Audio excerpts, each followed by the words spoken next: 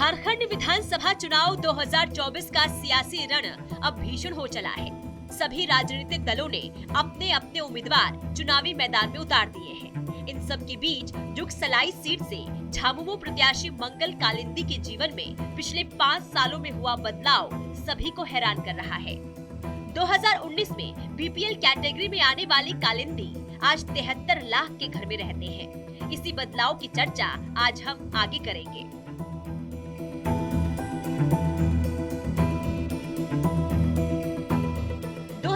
में association for democratic reforms यानी ADR और नेशनल इलेक्शन वॉच ने देश के 10 सबसे गरीब विधायकों की सूची में मंगल कालिंदी को भी शामिल किया था। रिपोर्ट के मुताबिक मंगल कालिंदी झारखंड के सबसे गरीब विधायक माने गए थे। 2019 में कालिंदी की कुल संपत्ति केवल 30,000 रुपए थी और उनके पास ना कोई घर था ना ही जमीन।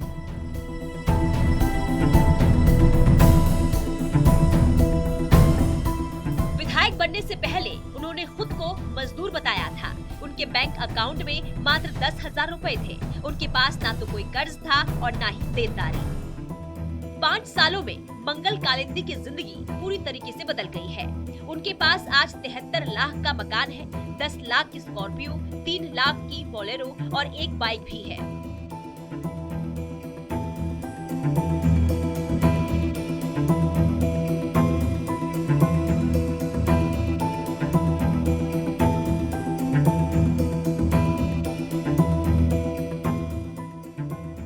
बैंक में 23 लाख से अधिक की राशि जमा है। इसके अलावा उनके पास 40,000 रुपए का सोना भी है।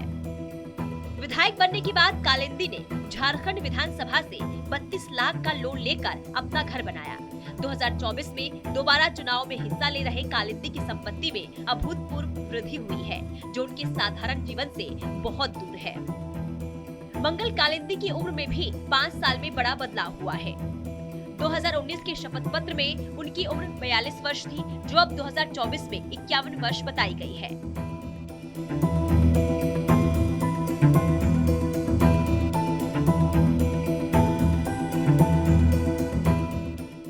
बीजेपी नेता अंकित आनंद ने चुनाव आयोग से इस पर सवाल उठाए हैं कि आखिर 5 साल में उम्र 9 साल कैसे बढ़ गई है। इस शिकायत का चुनाव आयोग ने संज्ञान लिया है और मामले की जांच शुरू कर दी गई है। जमशेदपुर लोकसभा क्षेत्र के अंतर्गत जुगसलाई विधानसभा से झारखंड मुक्ति मोर्चा के प्रत्याशी एवं वर्तमान में यहाँ के इस क्षेत्र के विधायक श्री मंगल कालिंदी जी ने अपने चुनावी हलफनामे में जो उम्र दर्शाया है उसको लेकर के मैंने आपत्ति दर्ज कराई है।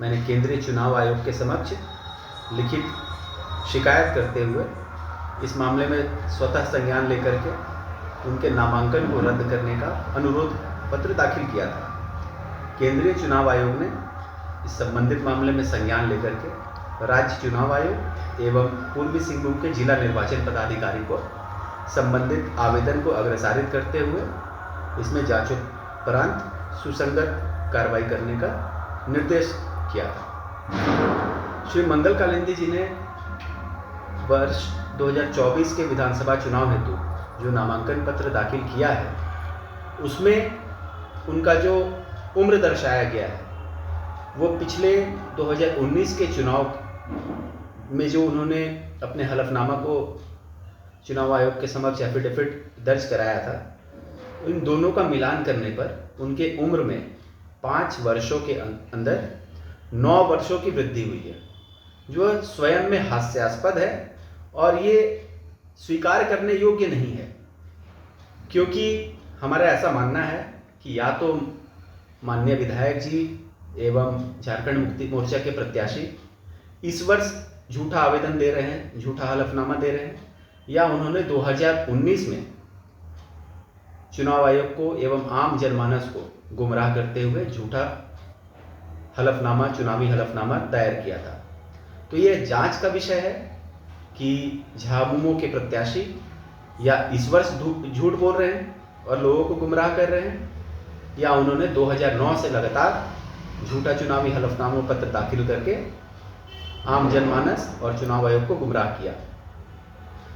मैं एक जिम्मेदार नागरिक होने के नाते भारतीय जनता पार्टी का एक साधारण कार्यकर्ता होने के नाते मैंने इस विषय को अति गंभीरता से लेते हुए चुनाव आयोग और जो जिला निर्वाचन पदाधिकारी है उनके समक्ष लिखित आपत्ति दर्ज कराते हुए मैंने अनुरोध किया कि ये जो गलत चुनावी हलफनामा दायर करने का जो मामला बनता है, यह लोक प्रतिनिधित्व अधिनियम की धारा 125 का उपधारा 2 इसके अंतर्गत यह एक चुनावी संज्ञेय अपराध है और चुनाव आयोग को यह अधिकार है कि गलत नामांकन पत्र के लिए गलत हलफनामा दायर करने पर उस संबंधित प्रत्याशी का जो एफिडेविट है उसे अमान्य करके उनका नॉमिनेशन को रद्द कर सकते हैं। तो मैंने चुनाव आयोग से आग्रह किया है कि इस मामले में जो भी विधि संगत कार्रवाई होती है